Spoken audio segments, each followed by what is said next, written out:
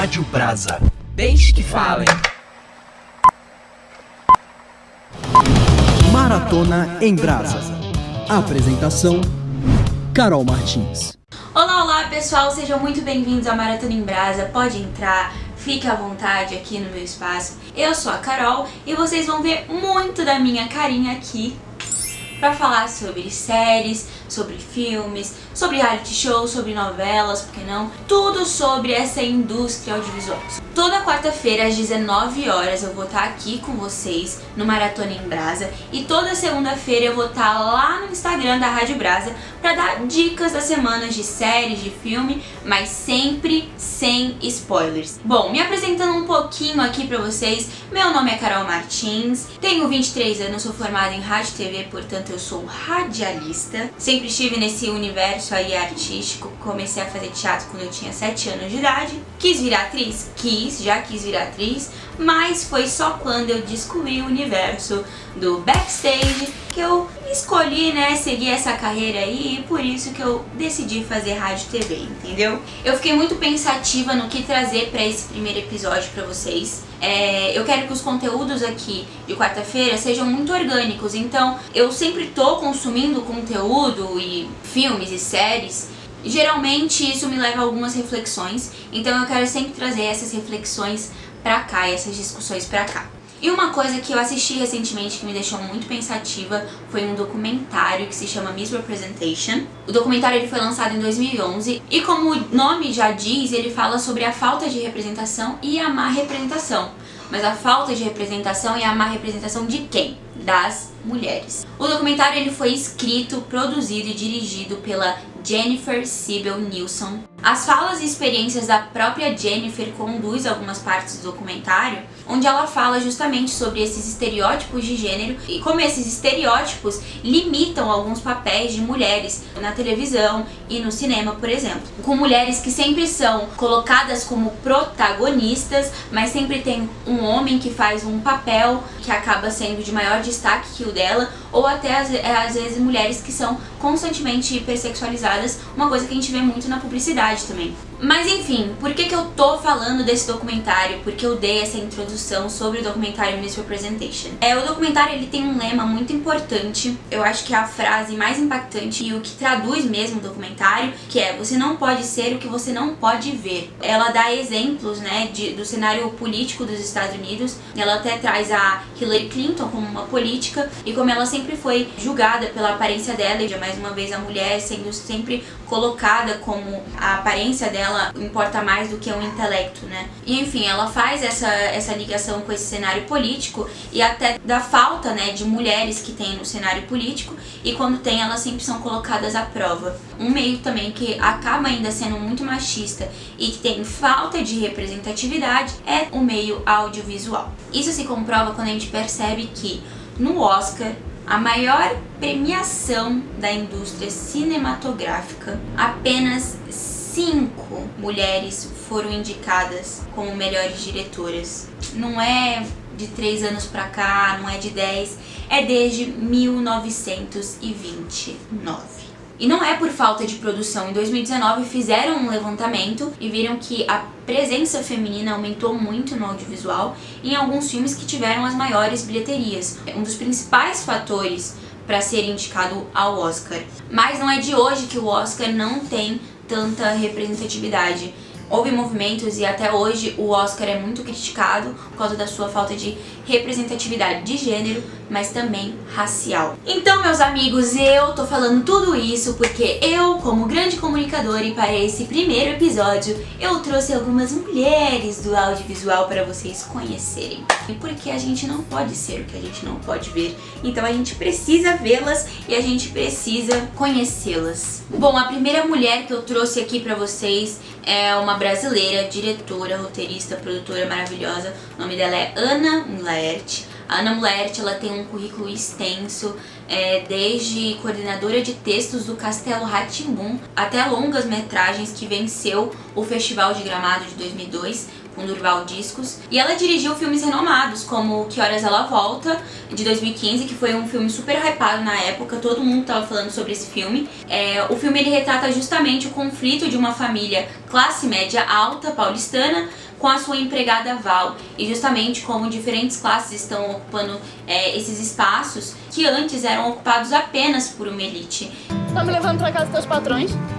Eu moro no serviço. Me acalma, me acalma. Tá me levando pra casa dos outros. Além de trazer também a visão da Val, da empregada, uma visão ali materna, né? E o tema ele retorna com Mãe Só Uma, de 2016. E a história ela também conta sobre construção da identidade e da sexualidade. A Ana Mulaerte, ela sempre traz nos filmes dela uma crítica sociopolítica e também a ideia da adolescência, das transformações, da passagem do tempo e das transformações sociais. Outra mulher brasileira que eu também trouxe aqui é a Petra Costa. A Petra Costa, ela foi indicada ao Oscar desse ano por Democracia em Vertigem. A Petra, ela não é formada em cinema, ela é formada em antropologia na Universidade de Colômbia. O seu primeiro curta-metragem foi Olhos de Ressaca, que ela traz uma visão intimista justamente da relação de amor dos avós dela. Então a Petra, ela sempre tem esse olhar pessoal intimista nas obras dela, assim como em Democracia em Vertigem. O pai da Petra, ele é político e a mãe é socióloga.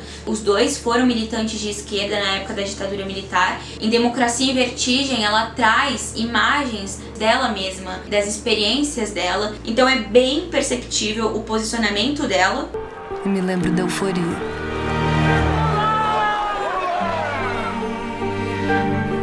Parecia um grande passo para nossa democracia.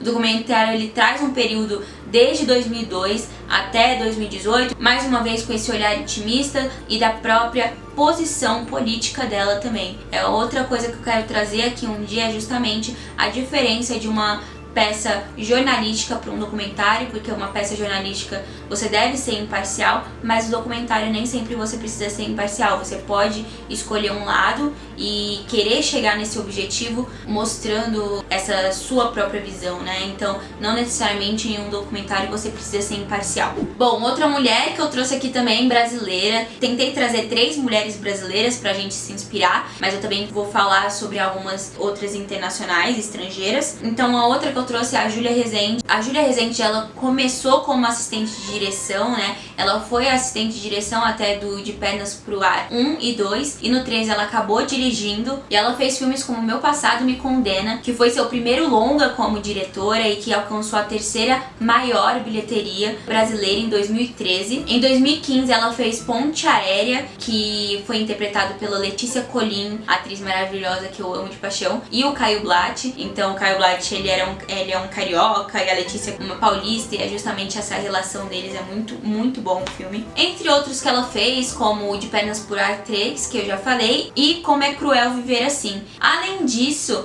a Júlia Rezende, ela dirigiu alguns episódios de Coisa Mais Linda, a série original Netflix, que é lindíssima, perfeita. Eu achei que não tinha como ficar melhor, e aí eles vieram com a 2ª temporada que... Meu, assim, sem palavras pra série. Fazer o que eu sempre quis fazer. Viver de música.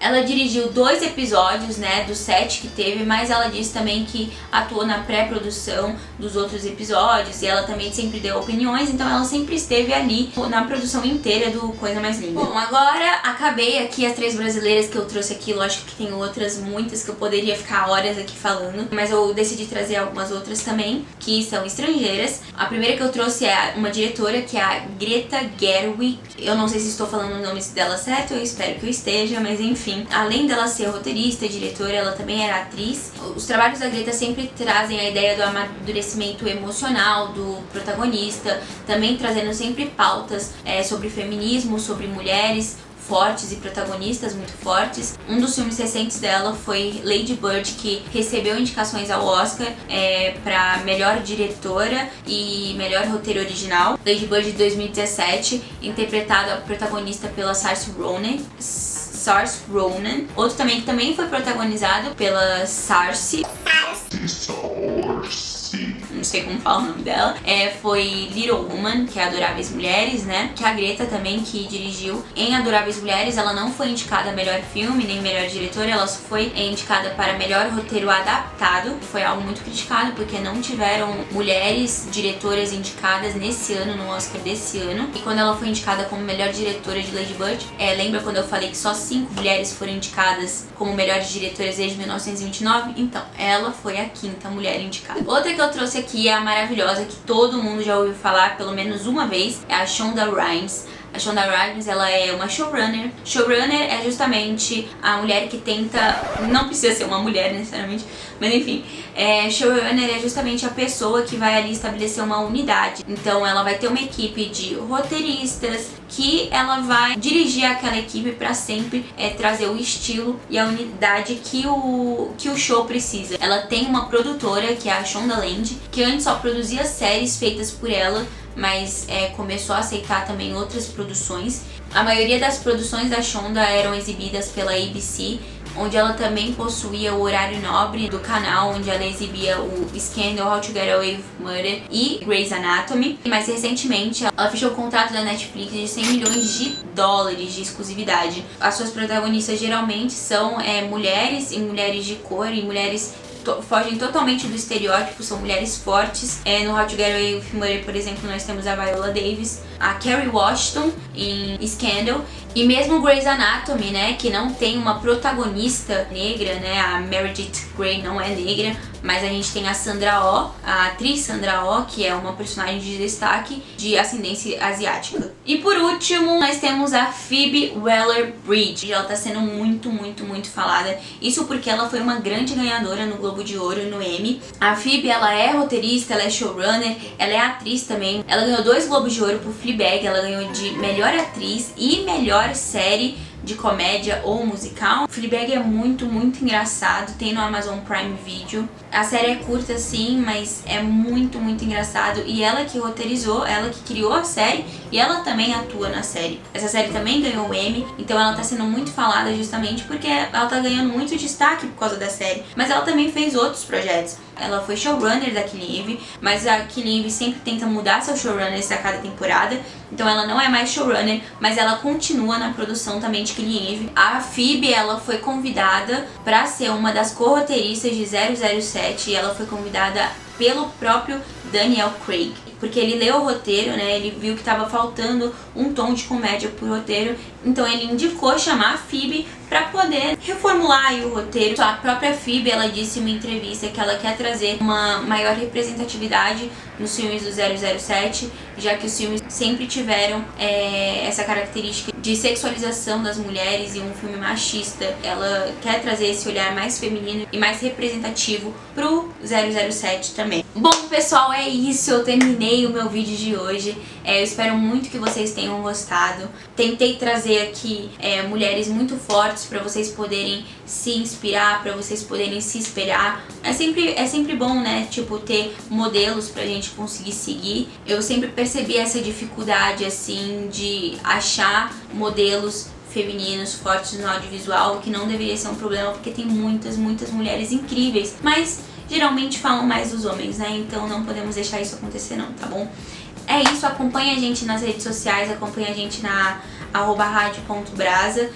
Toda segunda eu vou estar lá também dando dicas de filmes, de séries, e toda quarta-feira às 7 horas da noite eu vou estar aqui no Maratona em Brasa falando sobre algum conteúdo novo que vocês vão saber lá nas redes sociais, tá? Siga o @radio.brasa, me segue também, kmartins.s. Espero vocês no próximo vídeo. Um beijo, tchau!